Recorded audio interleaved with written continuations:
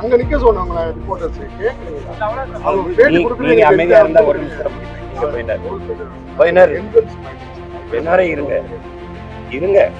நீங்க குறுக்க பேசிட்டு நேரத்தில் நான் முடிச்சு நீங்க பேசுற நேரத்தில் நான் பேசுறேன். என்னிலும் இளைய என் தம்பி தங்கைகளுக்கு சொல்ல வேண்டியது மூத்தவனா என்னுடைய கடமை, அதனால சொல்றேன். இந்த செயலை தம்பி அவருடைய விருப்பம், அவர் வர வச்சு பாக்குறாருங்கிறது அதுல போய் நம்ம கருத்து சொல்லிட்டு முடியாது. அவருடைய நிலைப்பாடு. அப்ப அதுல இப்ப நாங்கெல்லாம் அந்த இடத்தை விட்டு நகர்ந்துருக்க மாட்டோம். அங்க நிக்க சொன்னாங்களா ரிப்போர்ட்டர்ஸ் நீங்க அமைதியா இருந்தா ஒரு நிமிஷத்துல முடிப்பேன். நீங்க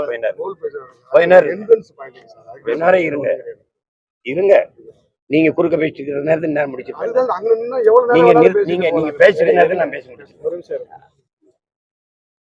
அதனால அது அவருடைய விருப்பம், அதுல போய் நம்ம கருத்து சொல்ல முடியாது. இது இதையே பேசி நீங்க எங்களுடைய பெருமைமிக்க எங்கள் வீரப்பாட்டனாரின் பெரும்புகளை வீரப்புகழை போற்றாது போயிருப்பீங்க.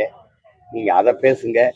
இந்த நாள்ல இதையே பேசி இதையே தோற்று போன ஒரு சமூகத்தில் தேவையற்ற செய்தியை தலைப்பு செய்தி ஆகுங்கிறான் ஆண்டன் சொக்கேங்கிற ரசிய எழுத்தாளன்.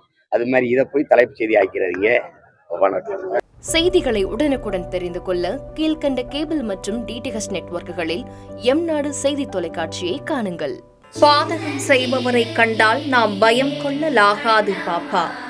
மோதி மிதித்து விடு பாப்பா, அவர் முகத்தில் உமிழ்ந்து விடு பாப்பா. அண்மை செய்திகளை உடனுக்குடன் தெரிந்து கொள்ள இணைந்திருங்கள் எம்நாடு தொலைக்காட்சியுடன்.